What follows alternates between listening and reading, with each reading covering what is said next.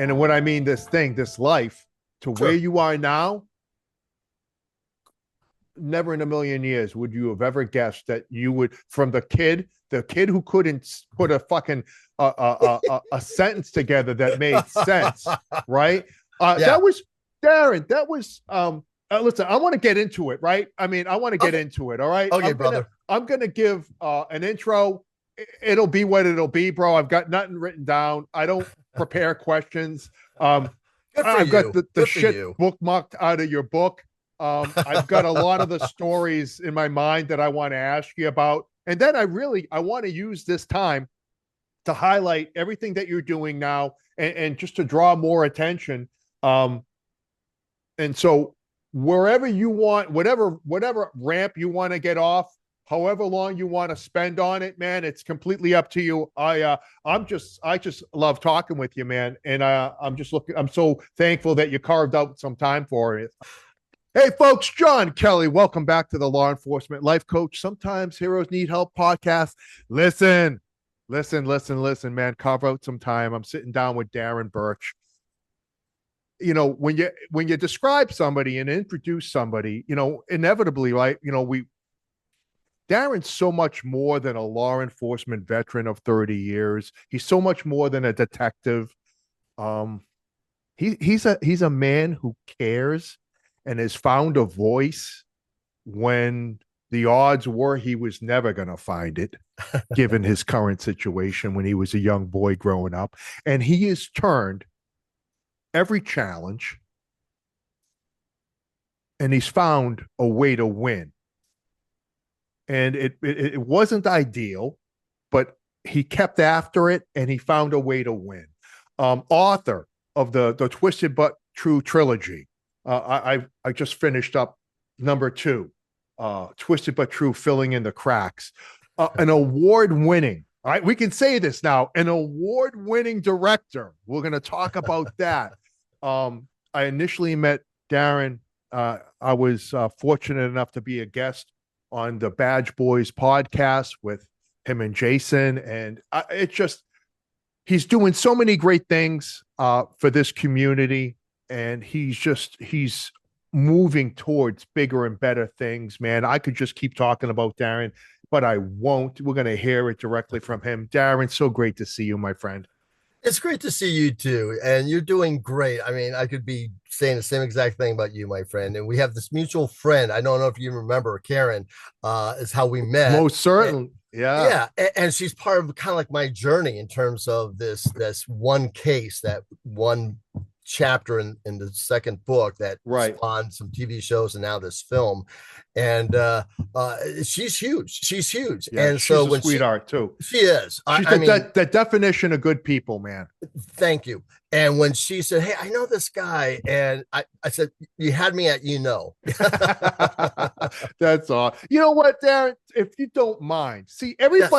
everybody looks at you and they go, "Oh yeah, Darren Burch. Well, he's got high profile career with in Phoenix, correct?" It is. He's a big deal. He's a Yeah, big deal. I don't know that you know this, but I'm kind of a big deal. Yeah, I mean, involved in all these major cases, subject matter expert, consulted, author. You're all over the place in a very meaningful, impactful way.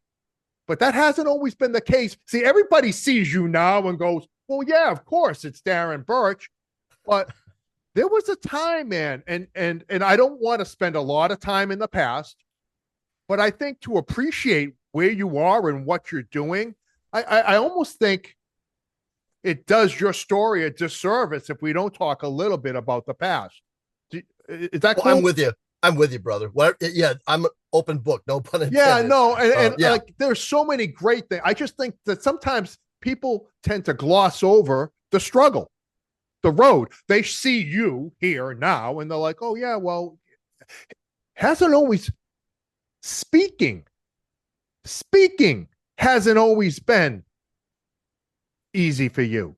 Talk to me about being a little kid, man, and then that tutor. Yeah, Holy smokes! I was absolutely 100% the perfect fodder for bullies. I was teeny, pale, and could not talk. When I say I could not talk, I'm not, exaggerating. We're not talking about a lisp. No, no, no. I Right. wish it was. I Yeah, wish I right. was a stutter. I would have Right. loved that. I could, to deal with that. But no, I had auditory processing disorder, and what that is the wiring in the brain. When most people learn to talk at an early age, it's simple. You hear the what you think is words, it's sound waves, right? It's Yes. just sound waves. The brain interprets it, and then boom, you parrot it or you Yeah. mirror it. You repeat what you hear. It's just that simple. Uh, and it is a simple process for most people. Unfortunately, Right. people with this auditory processing disorder, it's almost like dyslexia with written form, except with auditory, you hear it differently. Mm. So when I parrot it, or I'm saying like a parrot, like a bird, you just squawk it back, it comes off different. Right. And so I'm talking gibberish. I remember and I've shared it in my book. And so Yeah. I really want people to understand that those challenges, and we call it challenges now because we've overcome them, we can say it's challenge, but they're adversities. There's Yeah. sometimes they're such stark, debilitating diversities, or excuse me, adversities. And not being able to talk, not being able to communicate was more than just a challenge, and more than just being, the butt end of every joke. It was life threatening. I got lost. I think I shared this in the book. I Okay. read it. Yeah. And how do you communicate? Right. Yes. And it was a young man. Yes. Yeah. Now, I was probably, again, correct me if I'm wrong from the book, but I want to say I was probably around 5 or 6, probably 4 or 5. It was before I went to school, but I missed kindergarten, and so I went right to first grade. So I was, I don't think I was 3, but I wasn't much older than 3. I was 4 or 5, and we're in the backyard of some friends with my mom and her friends. It was a family thing. It wasn't like I was on my own, just randomly, going down the neighborhood. Right. And we're playing hide and seek, and my big brother, who's only a year older, had to watch me, and so I couldn't win hide and seek because I had to be at the next to my brother. And so finally, I being kind of savvy, I said, I'm just going to sneak out the alley and they'll never see me. And I got turned around. I didn't know where the hell I was, and next thing I know, I'm wandering bizarre alley systems everywhere in this really bad little neighborhood. I was kind of white trash family. And so I'm crying. I do remember crying. A lot of it I remember vividly. And one of the times I remember just, kneeling, crying. And this lady pops her head over, sweetheart lady, and she says, "Son, are you lost?" Yeah. And it was pretty obvious. And even a rookie cop could figure that one out. No doubt. And so she's talking to me, and I'm talking back. Of course, she doesn't understand a word I'm saying. Not a single word. And so she calls her son over, and to me, I think even said in the book, to me, he was like a superhero. He really was. This young man. He was a good kid. I say kid now. At the time, he was the god. He was probably, I don't really know. Probably like a teenager, right? I guessed in the book and said he probably was, anywhere from 15 to 18, but from that young age that I had no idea. He might as well have been an adult like her. Sure. But he jumped over the fence and was talking to me, and quickly realized that he couldn't understand a word I was saying either. And he literally took my hand and walked me up and down the alleys. And I remember recognizing my uncle's house. It's like, oh my God, that's my uncle's house. And he goes, "Is that your house?" And I'm saying, "Well, no." And I'm shaking my head, right? So we got the sign language for going, right? We got no. But yes, that's a safe haven, but that's not the right house. Yeah. Yeah. So thankfully my mom, frantic, and back then she wasn't even thinking in terms of molestation, kidnapping, abductions. We would now, right? But of course. Then, and we're talking 60s, we're talking the 60s now. She was just like, he's not going to be able to communicate. So she was more mad that I did this. Yeah, so no doubt. When she got there, she grabbed me, and she's just she was, may she rest in peace, the sweetest, most beautiful person in the world. Now I'll share the tutor part of this story to highlight what a remarkable woman she was. And she grabbed me by the arm, shoved me in the car, and off we went. We never said thank you to this young man, to my knowledge, to my Sure. memory at least. Right. You know, and so in this, he's probably long gone dead because he was probably you know, I don't know, easily 10, 11, 12, 13 years Sure. older than me. So, you know, maybe he's still alive, and maybe he'll hear this and know that how much he meant to me. A lot of people do. A lot of strangers mean so much. And to Right. that point, the now, you know, not vilify my mother as this abusive mother dragging me in the car. Yeah. She spent her time as a single mother of two kids. And when I say single, I mean truly single. You know, dad wasn't in the picture. Money wasn't coming in. He left when I was like a year old. And nothing against the man, but you know, that was the world in the 60s. You know, they could just take off. Right. And so he did. And she tried her damnedest to try to figure out how to get me to learn how to talk. And so now we're in school, and I'm taking the small bus to school. Yeah, you kind of, you know, the school system really wasn't listen, it's not designed now to especially not in the 60s. Right. In the 60s, they stuff you in a room with a bunch of other kids with all mixed problems and mixed diversities and adversities and diversities, and you know, give you some crayons and so while the other kids are learning the foundations, the building blocks of language and reading and math, especially math. Oh, I'm so stupid with math. Instead of doing the building blocks during those, you know, first, second, third grade, I was in a special room drawing, you know, pigeons. Yeah. And so so thankfully my mom said, okay, time out, this isn't working, he's not getting better, he's getting more stupid. I was so, in fact, I can say the word, there's a R word that people can't say today, right? You know, because the work world, we can't, you know, cancel culture, with certain things we can't say. I can, because I was not diagnosed retarded, but my teachers literally said he's mildly retarded. Right. That's why I mean, and that's how they talk. They did. Exactly. I mean, most of my friends are mildly retarded. So I understand exactly what you're saying. So she sought out friends and family, and someone suggested a retired kindergarten teacher. I'm sorry, I take that back. I want to say she was retired first grade teacher. She was a retired first grade teacher, and now she teaches, you know, tutoring, if you will. She was ahead of her time, wasn't she? Oh, Darren? Big time, because she I remember her demeanor, her love, her passion. I remember all those things. I can't even tell you what she looks like. It's weird. It's really weird. But I remember her being so like almost taken back that this kid can't talk, and that he doesn't appear to be you know, with cognitive disabilities. You know, it was clear by what I could do and what I understood. You know, I could understood everything. I just couldn't, you know, repeat it back of any kind of clear nature.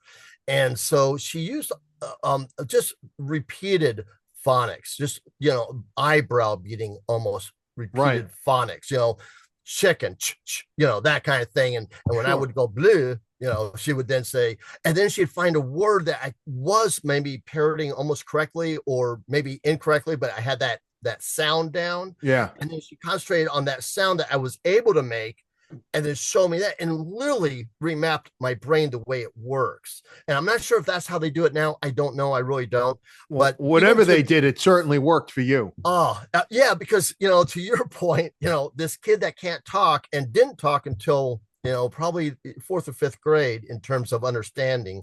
And even today, I became, to your point, I became the voice of the Crime Stoppers program in our neck of the woods, and was called Silent Witness, and the Crime Stoppers program for the greater Phoenix area, Maricopa County. And during it, one of the segments I had with the best journalist. I know this is a hard concept for a lot of cops because there's a lot of bad journalists out there, but she was Jamie West, and that's her, you know, her professional name. So I can say that she just a sweetheart, perfect person. And we're doing this segment, and I don't have it written in front of me because, again, a lot of it is the phonetics in terms of knowing now what that word, how that word is sounded. But I'm going back to just hearing a word and parroting it, and I'm screwing up this word. And she's looking at me like, blah, blah, and I don't remember I do remember what the word was. It was Scion. Okay. The car, Scion. Okay. And I don't know what I'm saying, but I'm saying something that's clearly not the word Scion. And she's looking at me like, what? And so that's when I realized, okay, its ugly head is reared again. Since I don't have it in writing, and it doesn't, I it's not a word I'm familiar with in daily use. Exactly. I've never used that word before. And so I kind of shared with her, I said, by the way, I have this, disorder where I hear things differently until my brain can map them. And then off of just a repeated nature, the brain's a remarkable creature that can truly, I mean, it really and so many, and we know that in remapping neural pathways and to help us deal and process trauma. 100% correct. 100% correct. Right. Thank you for putting it out there, brother. And so I tell her, I said, do me a favor, say a word that sounds like that word that I would know. She was like, lion. I said, oh, lion. Okay. Oh, is it Scion? And that's how we did it. It was that simple. And it was that quick. But yeah, so anyways, so now I become this crime stopper sergeant, and that's my job, is to connect with the community, be a voice. I still screw up. There's people that will be able to listen to someone talk and tell you what part of the country they're from, right? There's people that will listen to me and not have a clue. For the longest time, people thought I had like a certain accent because of the way the way you spoke, accentuate. Like me, when I say the word better, I don't say better like with a D, I say better with like 2 T's. So anyways, so you're right. With adversity comes challenges. When you defeat and you control and you overcome, you do seriously become stronger. Yeah, I just I didn't want to gloss over that, Darren, because that's I mean, a radio host, a podcast host, and television and director. Who would have thought? Who would have thought? These are all. If you don't get this part, if this retired teacher, if your mom doesn't have, the commitment to getting you help, this is a life you don't know. 100%. And it's just amazing. So the books, I'm just going to stick with the book. There's so many areas to go into and talk. Like I said, the podcast, the TV show, we're going to talk about the movie that you've directed that's been receiving all these accolades and awards, and and I hate correcting anyone. I do, because I always make mistakes. But I'd hate to take credit for being the director, because my director is so good. I would die 1,000 deaths in hell. He's this great director by the name of Christopher Sheffield. Okay. I produced and wrote producer screenplay. Producer. Yes, sir. Thank you. Thank you for correcting me. No, so this is your project, though. It's my passion. That's why when somebody wins like in Oscars, you win best film, the producer usually gets that award. So this is your project, because it's their project. You've got another gentleman, extremely talented, directing, but Correct. This is your project. Yes, and it's based off of a chapter in this book on a very high profile case that you handled that really the victims were all across the country over years. Yeah, sadly. And it was so. Before we get to that, in your different assignments, this is what I loved about the book. You have an amazing ability to tell a cop story, but not make it a cop story. Oh, thank you, brother. To make it about I felt so. You wrote so well that I was sitting in the room when you were getting ready to arm wrestle. And I know what you're talking about. Yeah. I know the story you're talking about. so you have, listen, it's obvious. It's in your DNA, the way you connect with people. And there's no amount of hostage negotiating classes. There's no amount of, I've always laughed, man, of all the classes that they try to send us to make us more human. Um, but you had this ability to connect with people that are in pain, and not to dismiss it, but not to buy into it, but to actually challenge them to figure a way through it. And I'm not going to go into the foundation of that with you, but that's another. If there could be a positive thing that could come from that loss, it's perspective, yeah, and an ability to reach people. No?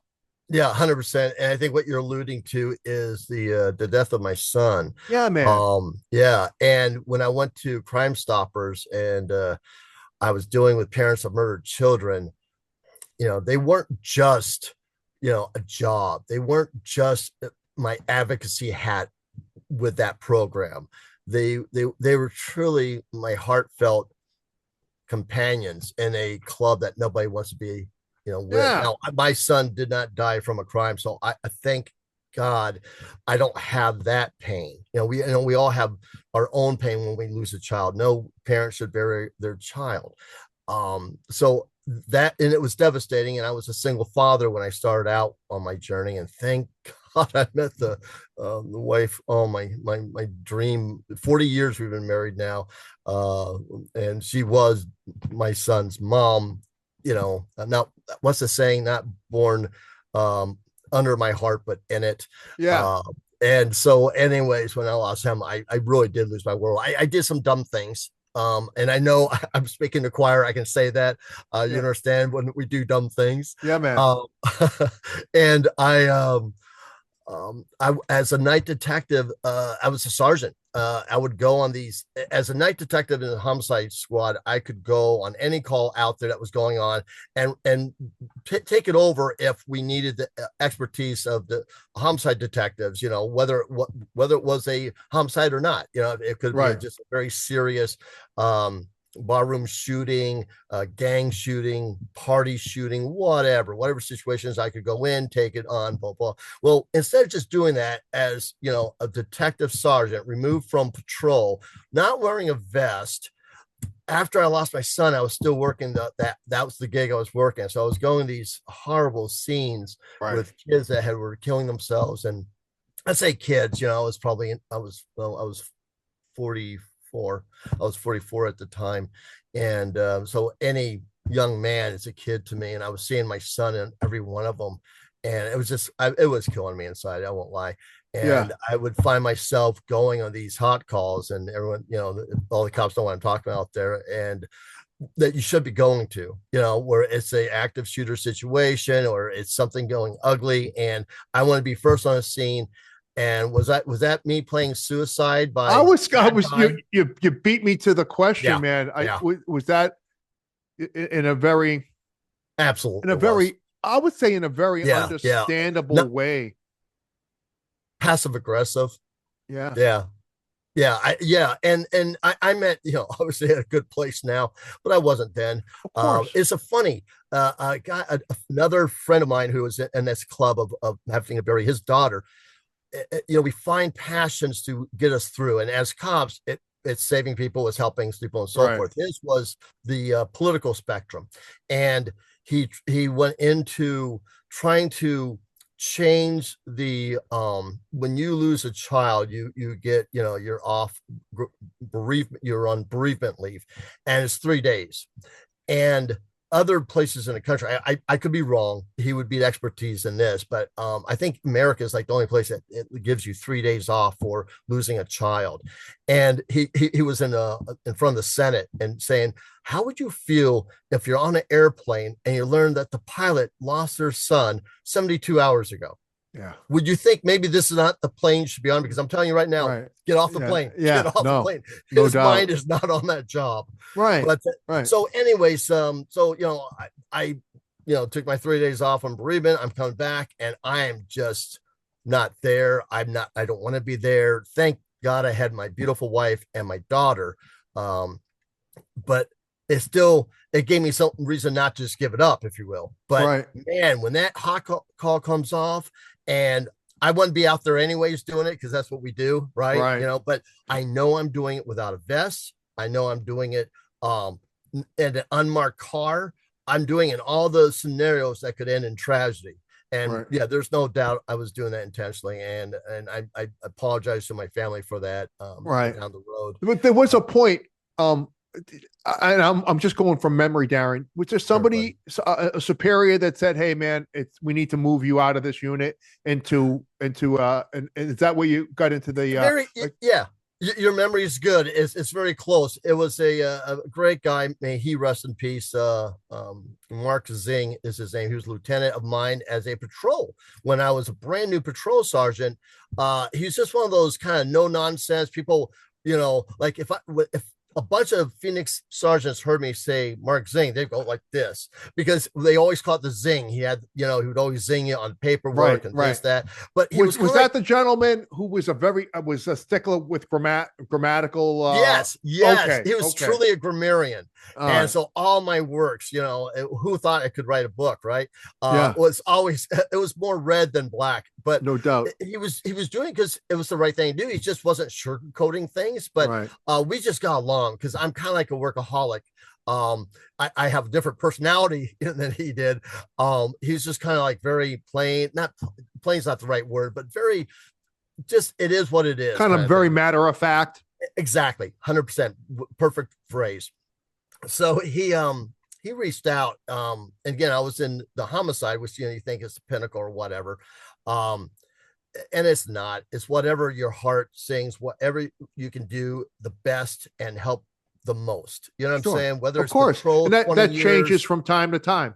Yeah, and your skill sets, there's some people that are perfect school source police officers and they can connect with the kids Right. out there, and God bless them. It's not something I would do, but God bless them. You're in the right gig. Yeah. My hat is Round off to round them. peg in a round hole. Exactly. So and this is one on day 2 or 3, if you will, of my nightmare, of my day off for the Yeah. nightmare. Yeah. And he kind of reached out and left a message because I wasn't answering the phone. Sure. And back when we had, hard line and voice recorders, and he left a message. He said, Darren, my deepest condolences. The words can't, all the right Yeah. things. All the right things. Not, Right.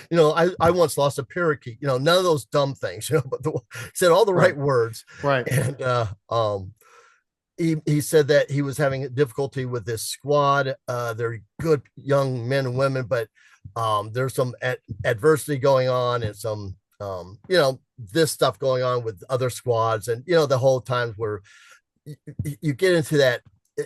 Life is too short to worry about stupid stuff, Right. and sometimes we do. So, and you know what I'm talking about, the drama that happens. Right. Of course. Sometimes it's sometimes we are Nonsense. our worst enemy out Of there. You know course. what I mean? Yeah.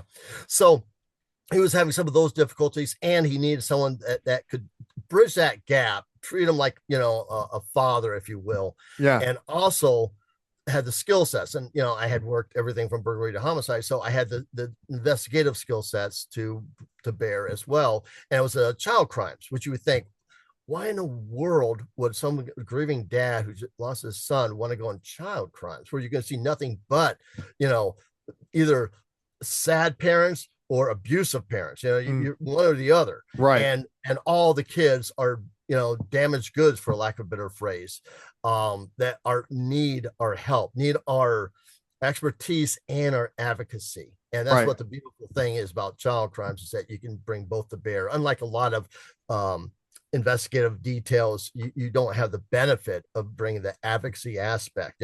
What investigative gig have you ever gone to where you get to hand out a teddy bear to your victim and Sure. then talk, and want to bond with them first, right? Right. But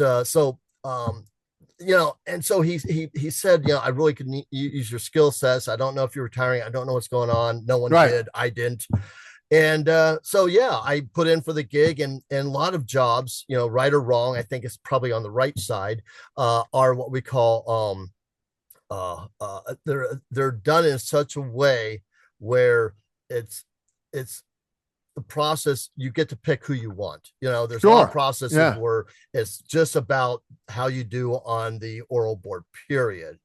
Right. But this was one of those processes where I probably wasn't, didn't do a particularly good job on the oral board. I was still grieving. But it was probably a month later, Yeah. when I was back, where I put in for the process and got the gig and had met parents of murdered children. I had some lifelong friendships that I still have today from Mm. helping, and I hope I was helping them. I think I did. They thought I did, because everyone's journey is different, Right. obviously. Well, And and I just, if I want to cut to the book, please. um, and I think that was probably why you were so at the time suited for that. You're right. Even in my darkest, loneliest, and lowest moments, it was both grand and simple gestures of kindness that saw me through the darkness. I mean, that's the gift that you give to those people and those parents. And that comes from a place of knowing. I mean, Yeah, it's not hollow. It's filled with love and intent. And then you continue. What I find so remarkable isn't just the support I receive from those who love me, but also from the random acts of compassion from complete strangers that could very well have gone unnoticed if not for the painful circumstances. This can be true for any adverse or challenging time in your life. Brother, you could have said any line in that book, and I would act like I knew what you're talking about, and yeah, that was me. Right. But that one hit home. I remember vividly. Just again, I was buying flowers, and I guess it was for I can't even recall. To be honest with you, the flowers for a purpose, but it was whether it was to bring, with me when I was going to visit his tomb, his gravestone. But I was in line and just not wanting to be alive. There's no other way to sugarcoat it. I just didn't want to be alive, didn't want to be on this planet, didn't want to be, I just wanted to go away. And I'm in line at a store I'm always at, and this person's in front of me, and they have more items. They have probably a grocery cart of like maybe 10, and he says, and he's not looking at him, you think he'd be this biker, maybe even a one percenter, Right, sure. And he kind of says to me, why don't you get in front of me? I just, you only have the one item. And I said, oh, thank you. I just took it. I didn't, Right. Quabble with it. I took, and then someone else said it.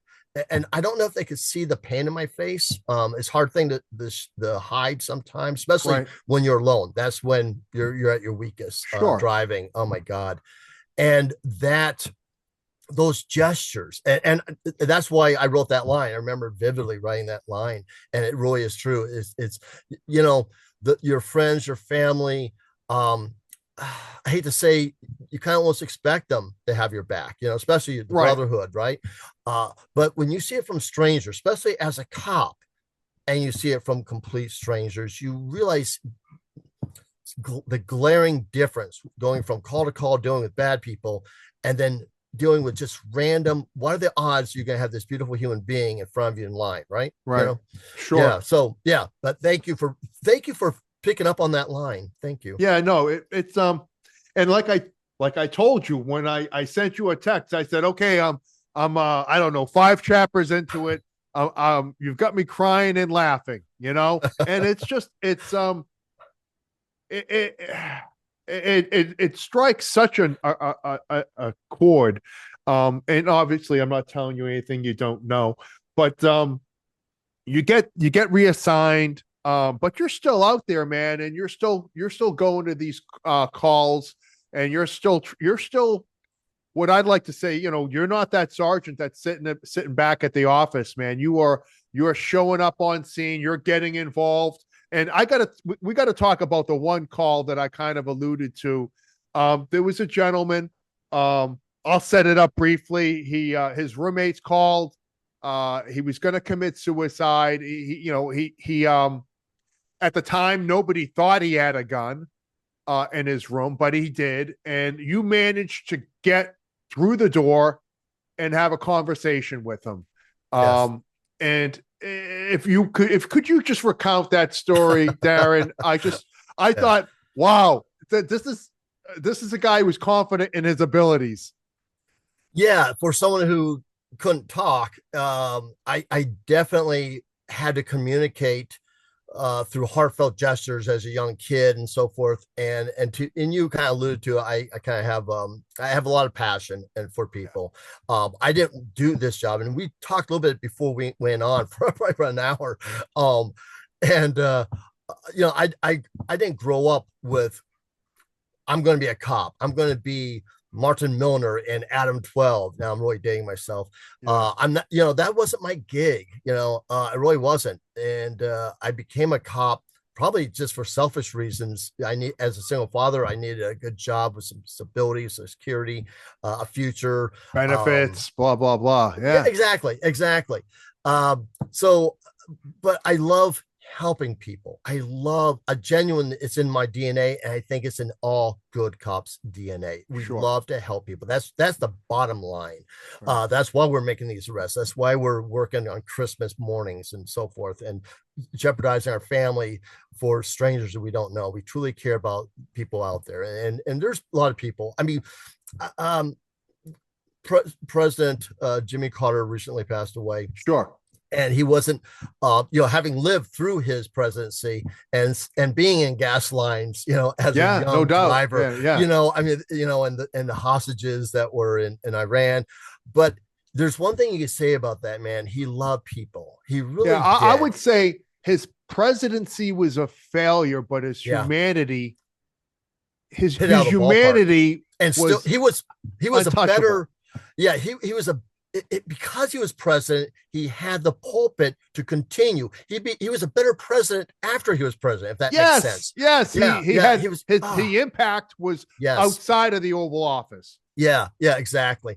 So, and I know I'm going down a rabbit hole. No, but so, my whole passion is to save lives, and so when we got this call, and it was like, to your point, it was innocuous. It was just a nothing hamburger. I didn't know my backup. We had not worked really together. I knew who she was, but I didn't, we weren't friends or even colleagues. She was, I think, covering for somebody and was on our squad for that one night, covering, so that he could take the day off or something, whatever. And we were both thinking the same thing independently as we're driving in separate vehicles, patrol cars, to this call and the call came out of this roommate having a party, and his roommate, I said that horribly, but the caller said that his roommate is sitting in his room. And I remember thinking, I'm sorry, there's no law against him not, joining in on the festivities of your party. I remember thinking that there was not a clue that this was going to be I'm check welfare, I'm going to end my life call, and that might have been a dispatcher's fault. I hate saying that because dispatchers are wonderful human beings, my God, but I just can't imagine him missing all the things that you should say on this type of call, because when we get there, and we're both thinking the same thing, me and this young lady who ended up becoming a police chief, and that there's a reason that's important, and I throw that out right now because I throw her down to the ground physically. As we get there, we're talking, and we're both ready, leave and grab our separate, lunch breaks or whatever. No, sir, if he wants to stay in his room, he's allowed to stay in his room. There's no reason for us to bother him in his room. Enjoy your party, and we're going to take off. And he says, okay, it's just that the note I got. And we both stop in our tracks. And note? Can I see that note? And sure enough, it's the worst. I'm going to end my life. Life sucks. I got a gun. I'm going to kill myself. Blah, blah, blah, blah, blah. I mean, it could have been scripted better as a end of life, I'm going to kill myself letter. And how that did not get, conveyed in the 911 call or the just check welfare, because it wasn't even a check welfare. It was some off the wall civil matter call. Right. And so, and when we go in, so we, evacuate the party to another area, on the complete opposite side of the house where the bedroom was. I don't even remember if we told everyone to go home. I kind of think we did. But anyways, we go in the home. We know he definitely just purchased a gun. He makes reference to it in the note. So we know we're dealing with a gun. We we have this hallway. The party was outside, so I asked, "Did you hear a gunshot?" And they said, "You know what? It was the music was so loud, and we're enjoying it. It's possible we wouldn't have heard it." So now we got kind of like a not just concerned about our welfare as we approach the house, but also, has he already shot himself? Do we have a life-saving a mission at hand now, right? So we go in, and damn it, if it wasn't that corridor of death scenario, where it's the one fatal, room at the end fatal of the funnel, right? Yeah, perfect. The fatal funnel, and that's exactly what it was. So we're kind of going quickly but gingerly and somewhat quietly, until we get to a point where we have some type of cover to some degree with the side doors and the door frames and so forth. And I kind of knock on the door. I say, I call him by his name, and I say, police. And luckily the door was unlocked. I was able to open it, and he's in a dark room. And again, I was graveyard for most of my ship. For 10 years of my patrol life, I was graveyards. And as I open it, sure enough, there he is with a gun to his head, and he tells me to get the blank out. Sure. And not so ugly and angry and vile that I immediately want to shoot him, think he's going to shoot me. He was just not even agitated, just definite. He was focused. I'm ending it. I'm surprised. I think if we had announced ourselves going in, I think we would have heard a gunshot. That's where he was at. I think we got him right before he squeezed that trigger. Wow. And so at that moment where he is and where the gun is and where I'm at, I need to go over to the other side where that female police officer is. And there is a bathroom. So in order to get her, I just literally push her. It wasn't time to talk and explain tactics. I literally push her into the bathroom. She goes behind the bathtub, but tactically she understand what the situation is, and I yell gun. At the same time I do this, I'm yelling gun, but I get in that. She goes behind the porcelain fixture of the bathtub, and I'm already drawn, but now I'm have a bead on him. Sure. And thankfully, he has a gun to his head, and he's angry, and I'm probably 20s, I would say 29, probably at that point, guessing. And in the book, I kind of put out the dates and so forth. I try to keep it chronologically. Each book is chronological, and then it starts right from the beginning again. I just do a whole another 30-year stories for book 2, and then a whole another 30-year stories for book 3. You've done in this with everybody, what every cop says they wish they did at the end of their career. Yeah, I was very fortunate. Some of the amazing calls. So I'm sorry. Thank you. Oh, no, not all, brother. So so we're in this back and forth that's going nowhere. Thankfully, he's not going past that line. As a cop, you draw that imaginary line. Sure. As long as he doesn't go past it, you're not squeezing. But my fingers on the trigger. This is not a situation where I'm still, indexing. My fingers on the trigger. I'm ready to squeeze the second he. And as he's talking, and he's angry, but he's angry about life. He's not even directed towards me, thank God, because that might put me at a different plane. I don't know. Sure. Because last thing I want to do is kill this guy. No, exactly. And as he's talking, he's doing this. I want to say twice. I had to start squeezing down that trigger, and thankfully I went slow enough, and we're like, it's gonna be steady, but I don't want to do this. But he's talking, and it's literally past the line and is towards me, and I said, sir, if and so I kind of caution, please, can you just put the gun down? I'm not trying to tell him don't point at me, because I don't want to give him the idea of suicide by cop, right? Don't point the gun or I'll have to shoot you. So problem solved. Yeah, exactly. So I'm talking to him, and I'm not getting anywhere, and the Debbie is her name. Debbie does a great job, and Debbie Black, she does a great job with handing me flashlights, because in my conversation, and she's on the phone. This has been going, like, to your point, flashlights are dying. Yes. Yes, and am I getting anywhere? And I'm talking to them. My name is Darren. Your name is John. I can't remember what his name was. Sure. I'm doing all this, and in the book, a lot of times almost all the time, I don't give people's real names. I give them kind of funny names so that, bad guys, it's to embarrass them. Good people. You give them funny names. Right. So as I'm doing with, I'll say his name is John, in tribute to your brother. And as I'm talking to him, it's we're not going anywhere. And then I'm trying to connect, and not that I know anything about psychology, but brother, person, human to human. I'm trying to connect. I was in the military. I see something on his wall that is some type of emblem. I don't remember if it was Marine, Army, or what, or even Air Force. It's just kind of like the service. Sorry, I had to throw it out. Little jab. A little jab, the Air Force people. So as I say something to him, like, oh, I see you with the whatever. And that went down the wrong hole. And this is early enough after Vietnam where there's some strong PTSI, or as some people say, PTSD. There's some strong issues that he has. That's part of the problem. That I would say it's more of the foundation than the straw that broke the camel's back with this man. But it was definitely not a good topic to go down. And so I'm talking about military service, and it goes ugly from there.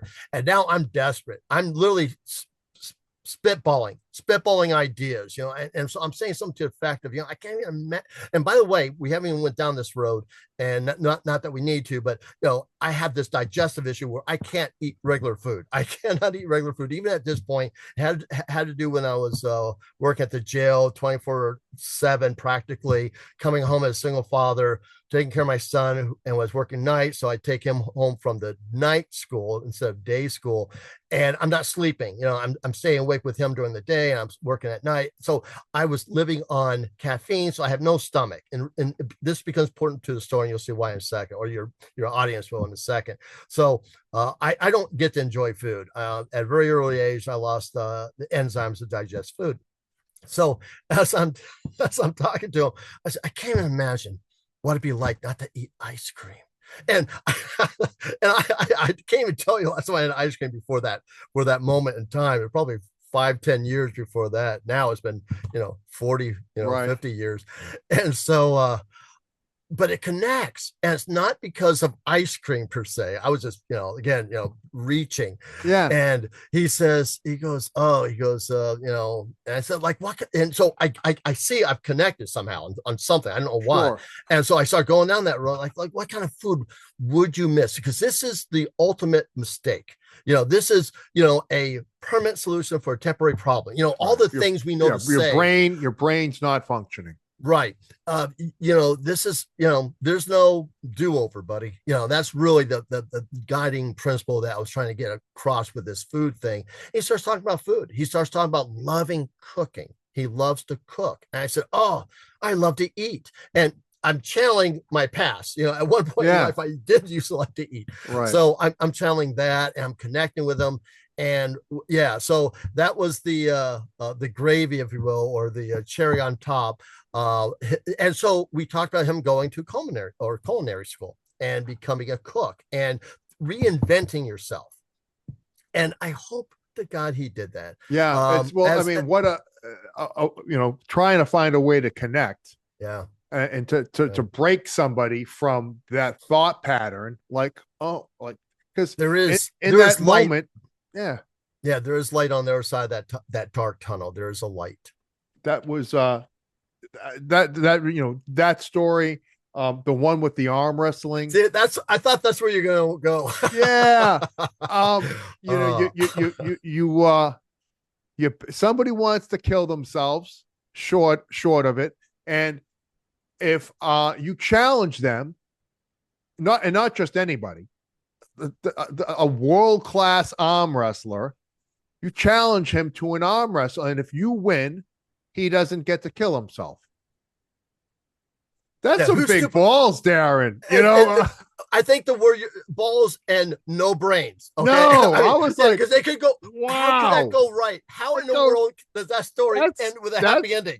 That's pretty brazen. I'm like, Darren must. And to your credit, though, you had you were very strong, but very unassuming.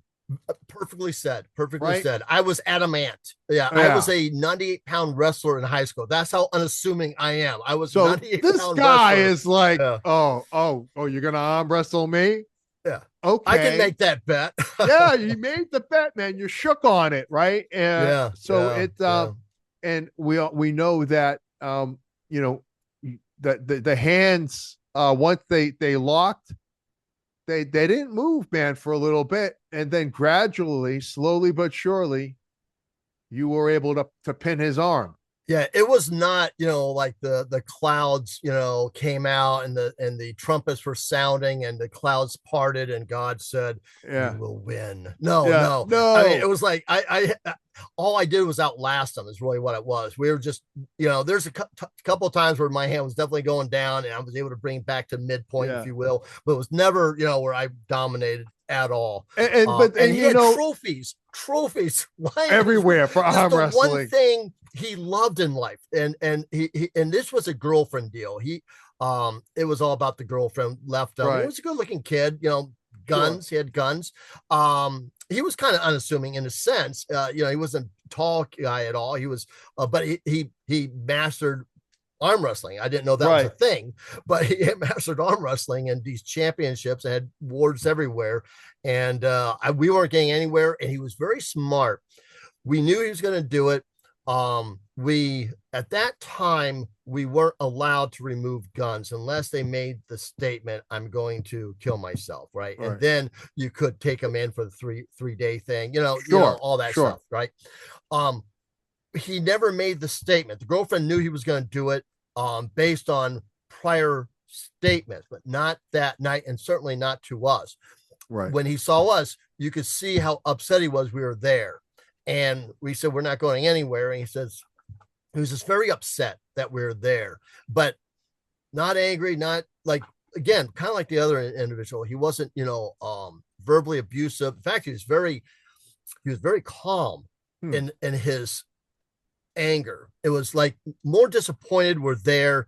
You are a hindrance. You need to leave so I can get this done. He was committed. There's no doubt in my mind he was committed based on, this girl was everything to him.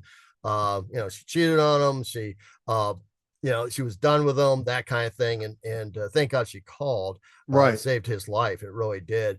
At least for that night. At least for that yeah, night. The bet I made with him is, and he was also religious. And oh gosh, do you remember the name of that title? I forget the name of the titles. I know the stories. I forget the yeah, name of the chapters.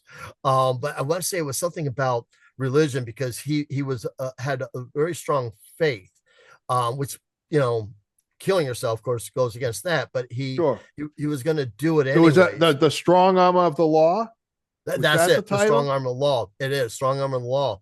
And so I kind of, and at that time, and I become very spiritual in sense of I'm spiritual, but not religious, if that makes sense.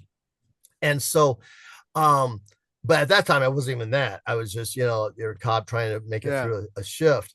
And but I could see the two things on the walls were trophies of his arm wrestling prowess and the crucifixes. crucifix. They're Right, everywhere. So I just said, I shouldn't win. I should not win. There, look right, at me, look at you, look at your guns, look at mine.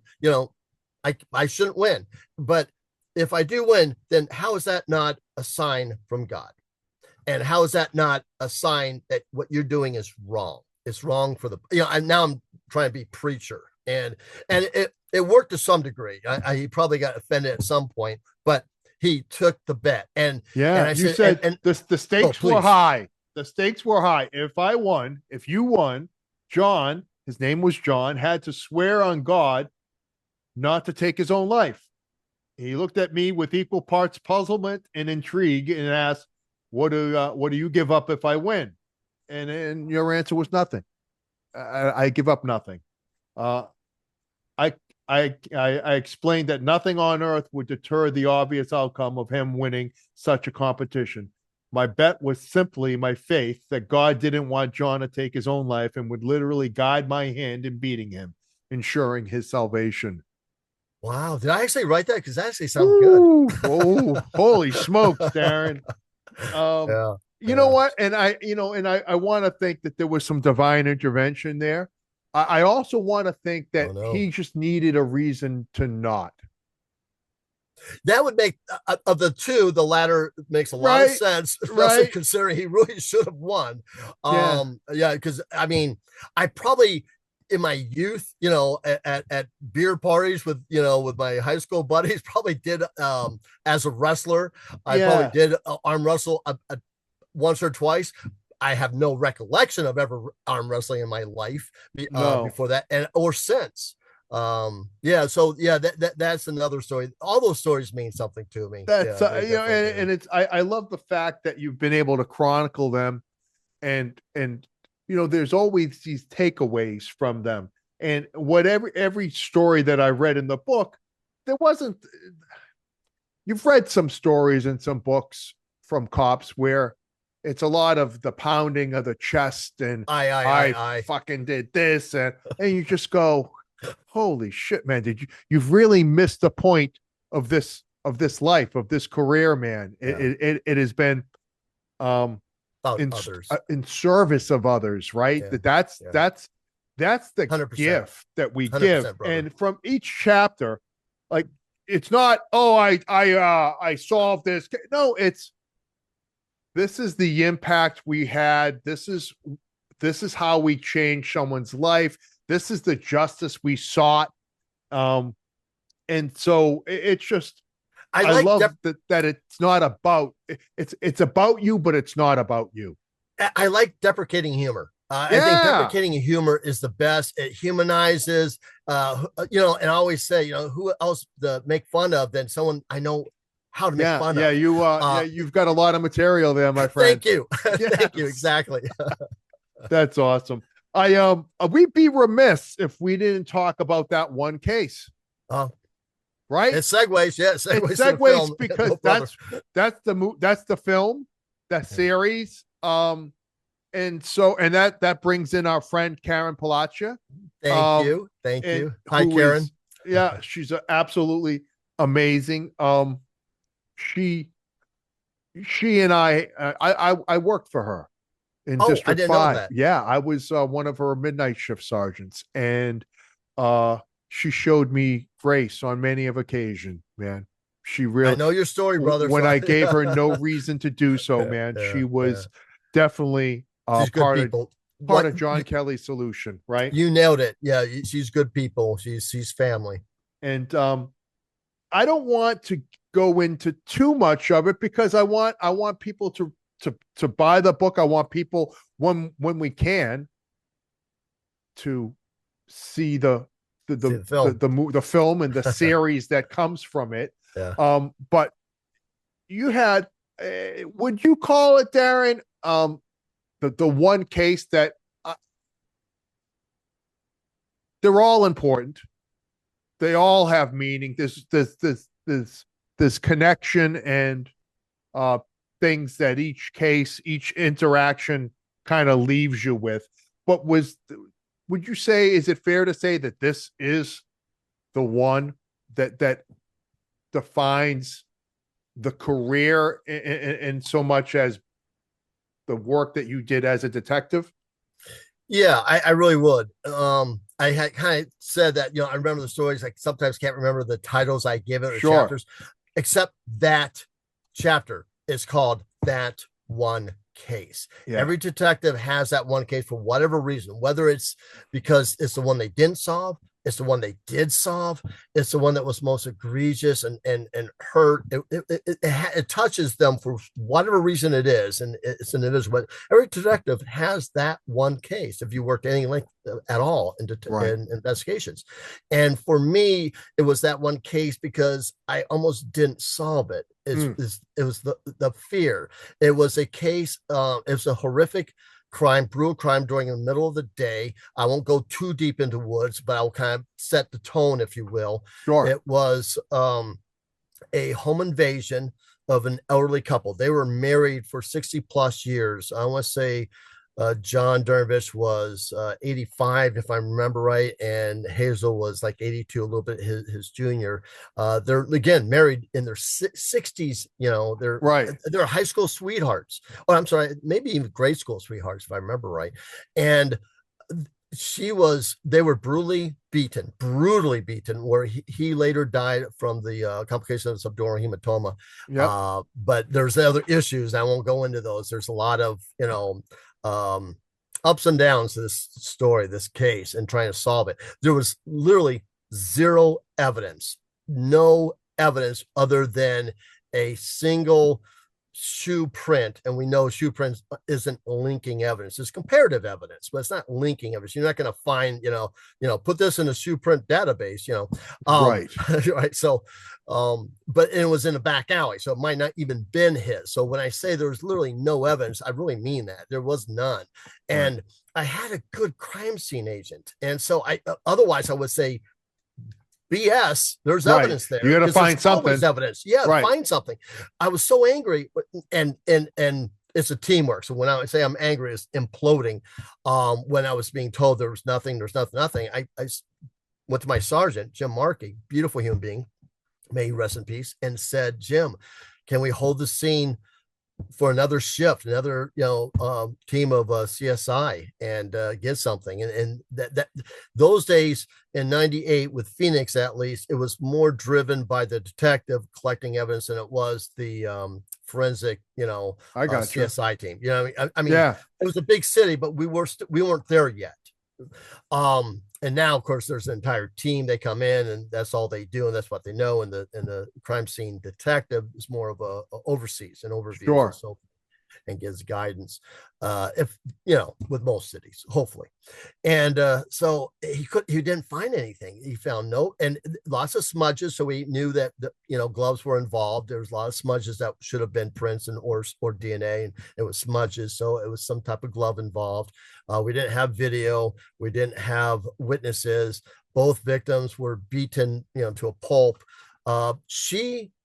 Hazel, had almost 100 injuries, and half of those were to her vaginal vault. It was a horrific, brutal rape, beating, home invasion, homicidal. And I don't find anything. There's nothing. There's no evidence. So now I'm stuck with this case that has implications of he's going to do it again. He's done no it before, doubt. Yeah, this is somebody's first. This is first rodeo. No, no way. So, and he's definitely a sexual predator, because he ended up using an item, and I won't go into that.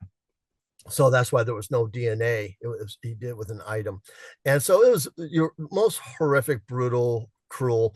And I'll just share one little thing, and then I'll steer away from anything unless you have a question. So when I'm talking to her, Hazel's the only one that's not in ICU. He's in ICU. She is bandaged to the hilt, but she's able to talk.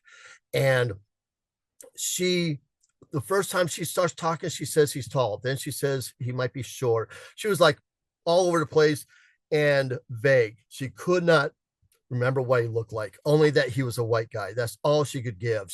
No height, no. I think she did give an age, but it was just all over the place. Not a great description. No. And so I said, is there anything you want to know how John was? And I said, he's in a different room, but he's doing good. I'm lying out my teeth. He's nice to you. He might not make it. In fact, at the time they said he was, I hate using this term, but it's a term they use, he's circling the drain. And that, he might not survive. There's going to be a homicide. And we would take homicides at times, and depending on who the detective was. Sure. Even though I was working sex crimes at that time, this was as a detective. Well, especially with your background. And back then, I hadn't worked homicide yet. And so, but I had worked cases that did go into Understood. A homicide. So anyway, homicide gives their, you can work it. And so I'm about ready to leave, and I said, is there any questions you have? Almost do the Columbo. I love the Columbo bit, especially when I was working burglars. I love by the way, one last question, that kind of thing. But this is kind of reverse. I said, do you have any questions at all? Hoping to get something conversation going. And she goes, is my cat okay? And I said, your cat? I said, I don't know. And the film, we take liberties with the movies and films and so forth. And in a book, it's straightforward. But in the book, I don't go to the scene first. I go to the hospital. I connect with her first. I get her story. Then I connect with the scene agent, and then we compare and contrast. And so when I'm talking with her, I have no idea how her cat is. I feel horrible, but sure. I don't know. And so I let her know, I have no idea. I'll check. Right. And so when I go, and now I'm done talking to her, I'm done talking to the doctors with John, who wasn't looking good at the time. I made it to the scene, and there's no cat. Doors are all wide open, and she loves this cat. I then go door to door, and I'm talking to the neighbors, and they're all, after I said, how are they? They all said, and is her cat okay? Because she loves this cat. Right. This cat might as well have been a child. Yes, it's her whole world. Right. And cat's not there. Cat's MIA. And so we hold the house for literally 2 full cycles, 48 hours. We're holding it. We're like 4 shifts, CSI, or at least the techs that were CSI at that time, which was mainly just fingerprint and so forth. But anyways, so I bring them in. I bring another crime scene agent, quite frankly, and see if he can find something that my buddy missed, my first, brother. And no, we don't have anything. And so I'm going house to house, door to door, and I'm looking in alleys, and I see a little movement by a trash can, and I now I know the cat's name is Mr. Whiskers. And so I go, Mr. Whiskers, Mr. Whiskers, Mr. Whiskers. And sure enough, I'm the one type of person that's allergic to cats. I just really, I sound like Felix from the Odd Couple. God. I have allergies. I might as well, yeah. But so I'm calling this cat, and sure enough, the cat comes to me, and I don't know why. Maybe it was hungry, but it comes to me, and I put in my arms, and I go to that neighbor's house where it was hanging around the trash can, and I asked if this is your cat, because I'm really hoping it's not. Right, no doubt. Mr. Whiskers. And she goes, that is absolutely Mr. Whiskers. And she knew the name. There's a little silver lining to a save the cat. Incident. Yeah. So after that, when I went back and I was able to tell Angel, I was able to tell Hazel, who was like an angel, right, that I do have your cat. I do have your cat. And I'm glad I didn't report first that we didn't have it. You know what I mean? Sure. And that the cat's dead. No. Yeah. So poor anyways, Hazel. and after that, she always, I forgot about this, but she always called me her angel. Her dying last words, she always called me angel. So that was that one case. I was able to solve it. I won't go into how that happened. It happened because of Karen. I can say that. Yeah. Thank you, Karen. It was amazing. Yes, Karen. Amazing. Amazing coordination and collaboration. Teamwork, no doubt about it. And there was a connection with Florida where Karen absolutely and John, you're out of. And this one case has been turned into a film. It has. And no thanks to anything but a great team of film crew and casting. It's really a good film. Story. Received multiple awards from its initial viewings. I don't want to go too deep into why we made the film, other than to say it was going to go to a studio. A studio was interested in the book. I told them this is, and it did get TV treatment with the Discovery Channel. I've been on a couple of those channels, but for this one, this was the only one for this particular story. It was on Discovery Channel, a series called American Detectives. It was the season finale for season 1. I want to say it's called Lights Out. And so if you want to check it out, it's good. And Oxygen Channel snapped. That was something else. That was another thing I did. It was another project of yours. I'm a big deal. In case you didn't know, Darren Burch, big deal. But smokes. American Detectives, they did a really good job, production value, but it's a 45-minute time window, right? It's a set time window. And this is like, we've created a 7-part series with it, or it's the purpose is a 7-part series. I shouldn't say created, but the treatment is a 7-part series.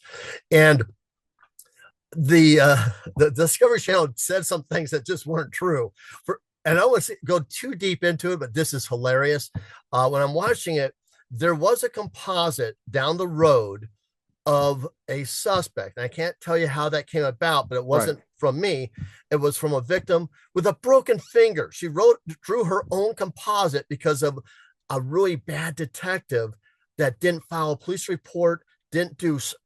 She basically could have gone to jail for malfeasance in an investigation. She quit in lieu of.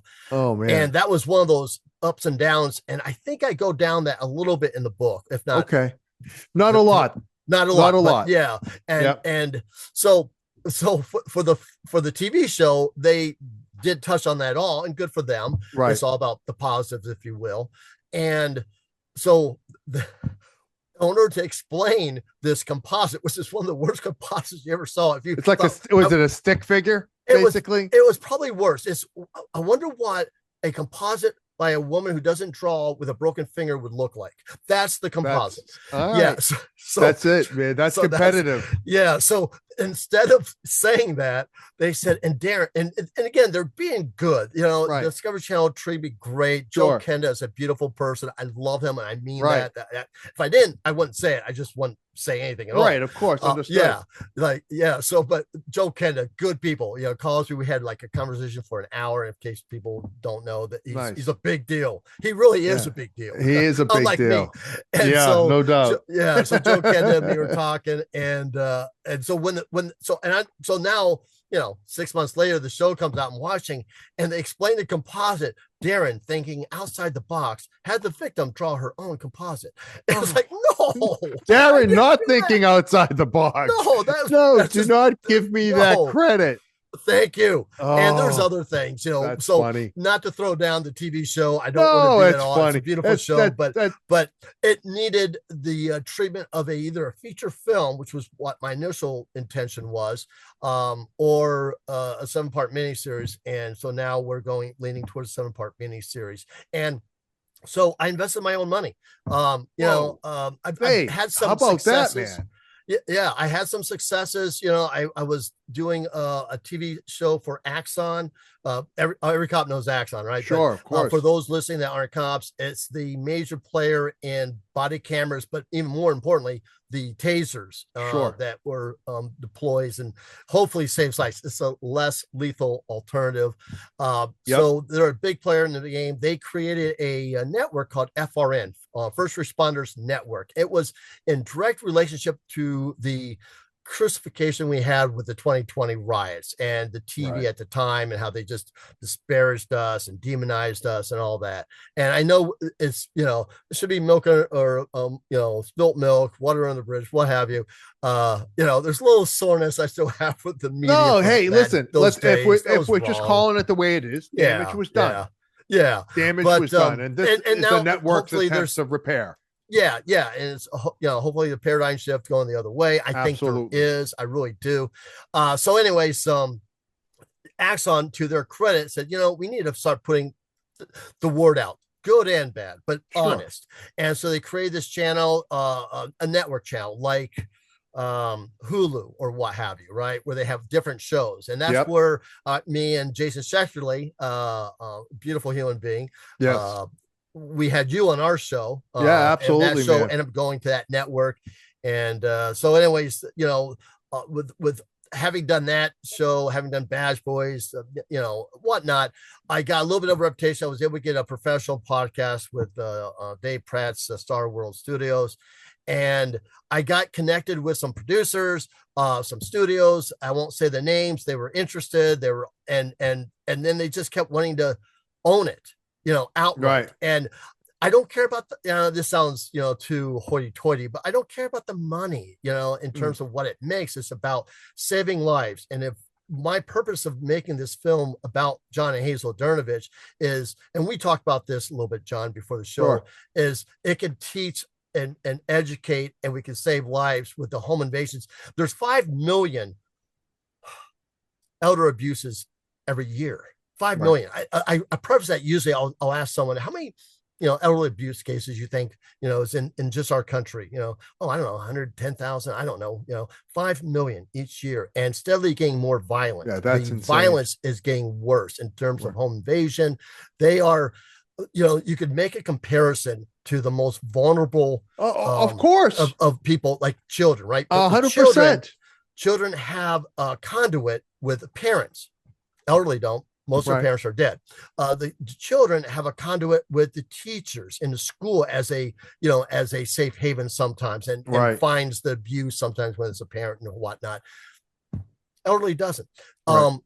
Many times the elderly, and same true with the children, doesn't get reported. So No that doubt. 5 million, No doubt. and who knows? Half the times, unless it's something very violent, that they don't realize that they've been we're victimized. called to it. Exactly. Right, sure. Yeah. So with this film, the whole purpose, and so I was going to these studios explaining that, as horrible as this crime is, and it's Right. brutal. It's I'm not going to go into details. Right. Read the book, see the movie, see the film, watch the TV show. But all of that. Yeah, I don't want to be a spoiler, and I'm genuine. I mean that, because any other story, I'll tell you all the spoils. Sure. Enjoy, but with this one, I don't want to ruin the effect that you'll have with it. But it is brutal. It's brutal, and they can't get past that brutal. They don't see that we're teaching people. And again, not to avoid spoilers, but if someone's knocking at a door, doesn't mean you have to open your door. If your lights go out, you don't have to walk out at night and check the circuit breakers.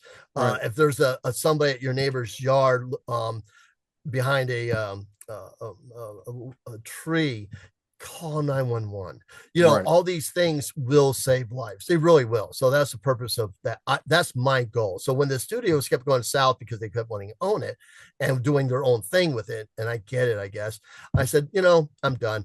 Yeah. I had this one studio in mind. I will create a film. So I used some of the producer buddies I knew, found a director, Christopher Sheffield. I love you, brother. Nice. He's Hollywood, but man, he's a good person. That's great. I mean it. He really is. He's one of the good guys, and he wanted to make this film for that purpose. And he had a great film crew. It was probably half. I got some of the casting. He got the other casting. I ended up being the producer. I wore that hat. And there was, how like when you watch a film, you see executive producer, assistant executive producer, producer. It's all these different producers. There's just one producer. I was running my ass off on this. Shoot. You got thrown into the deep end there, huh? I did, and what a journey. I mean, it really was. So doing the casting, doing the props, doing the not set design to the extent that, but to the consultant. You know what I'm saying? Yes, so I got all the props, because half the props I owned, but we got a real film crew. We had the DP, the director of photography. We had the assistant director. We had the chef, who was the main director. We had the special effects guy. We had the makeup. We had the gaffer. We had the electrician. We had the key grip. I mean, we had the whole. We ended up having a score done for the film, and so the whole purpose of the film, again, is not as a concept, but generally as the first episode of a 7-part series to show what this can be. Wow. And congratulations, man. Oh, thank you. I mean, that's just huge, Darren. Yeah, we put in the film festivals, just because, again, this one studio said it was just too violent for them, and they're like a Christian related studio, and so good for them. Right. I get it. Part ways, definitely. Hey, life is violent, man, at times. It is, and I just... I can, and I won't lie. So I started like sugarcoating it, and so I got a program so I could edit. I didn't even tell the director, I'm butchering your baby. Yeah. I'm editing some of the crucial ugly scenes out, that, and as I'm watering it down, I'm learning the trade. So now I'm learning how to edit a film. And so when I finally say enough stuff, we just can't make this film with you. We can't butcher it and water it down. And now I went ahead and was able to do some things with it that needed to be done. I can't go in detail to spoilers. So when I entered it in the film festival, it's just, I don't want to say it's breaking records, but right now it's this talk to me. I know you don't like, I'm gonna allow this to be about you in this project, man. So already with its viewings at some film festivals, like dozens of awards, bro. Yeah. 27 awards. One of the film festivals is going to is Grauman's Chinese Theater, which is called something else now in Hollywood. We got one just around the corner with Going out Chandler to Texas for another one. Right. Chandler International Film Festival is a pretty big one in Arizona. Nice. Rivals probably Phoenix Film Festival. Sorry, Phoenix. It's okay. And so we're going to be at a gala and nominated. And these are just the ones that we're nominated at. The ones we've won already were, I say we because it really the is, team. Yeah. Yeah, I'm the weakest link of this team. I don't believe that, man. Oh, but it's 100% true. Honesty, you've really assembled quite a. That's it. What isn't that what all good supervisors do, right? You have a good team, you trust them, and you give them the freedom, and you also give them the ability, right? You give them the tools to do that, and so hopefully I did that as a producer. But man, we had a nominated actor playing the part of me by name of Brett Green. He was on an NBC show called The Inspectors. He is plays the part as Darren, and he was so good, but he had one horrible. It was nothing like me, and he's a good-looking guy. This guy's good looking. So I overlooked that. There you go. As a good producer, I overlooked that flaw, and I hired him anyway. Throw some makeup on him, make ugly him up a little bit. I don't know if there's good ugly makeup out there. I don't know. we may need to invest in such a thing like that. But yeah, he was great. Man. But I tell you, the one that just killed it was Hazel, the actress who played Hazel Dervis, Pamela Fields. There's not one vessel where she's not nominated, if not winning the best actress in that, and she's just, it's heartbreaking. Her performance is just truly, I mean, I won't lie. I don't like talk about triggers, right? Because life is a trigger, right? Really. No doubt. I mean, we all have, every time you see an action film and there's this car chase, there is somebody who lost a family member in a car accident, and that's triggering. So I don't do that boohoo moment with myself. I'll see films with a child dies, and it is sad, but we have to survive those things. So sometimes we do ourselves a disservice where we want to make everything about the trigger and not about the survival. So anyways, I'll get off my no, you know what? I think I found a perfect way to wrap this, Darren. Oh, good for you, buddy. Page 223. In the end, whatever traits that help you endure life's adversities and transform nightmares into daydreams are the right ones. That's it, brother. That's it. I can't thank you enough, man, for spending some time with us today. I'm so excited for this project. I can't wait to be able to view it, to have access to it. And I just know that everything that you've been through in this journey, paying it forward and continuing to be a voice, not only for victims, but for the men and the women that are out there doing this job, this thankless job at times. I just thank you so much, and I'm so proud of you. Oh, thank you, brother. If I could say one thing that absolutely dovetails with what you just said about absolutely our brothers and sisters out there that went through the 2020 riots, that have gone through the meat grinder. There is life in retirement. Enjoy your career. Be close to each other, revel in your successes and your accolades and those things that touch your heart, that are so rewarding. But understand, it's all about family and friends. And when you retire, all you leave behind is that parking space. And so treat yourself well, be prepared when you go into retirement, and love yourself. And we don't, it's not a light switch, the passion we have for saving lives. So continue that, whatever that may be, whether it's philanthropic, whether it's with the neighborhood church, what have you, just take care of yourself in retirement. We've lost too many brothers and sisters in retirement. We only know that stat, and we know about those that, have committed suicide on the job. We don't know about those afterwards. So thank you for saying that, brother. Thank you. No, ladies and gentlemen, Darren Burch. The book, it's in a trilogy, a 3-part series. I jumped in on the second, Twisted But True, book 2, Filling in the Cracks. Get the whole series. Keep your eyes peeled for this film and this series that's developed from it. Darren Burch, thanks for your time, brother. Oh, John, thank you, brother, for everything you do and having a voice out there for us. Thank you, brother. And that is that, my friend.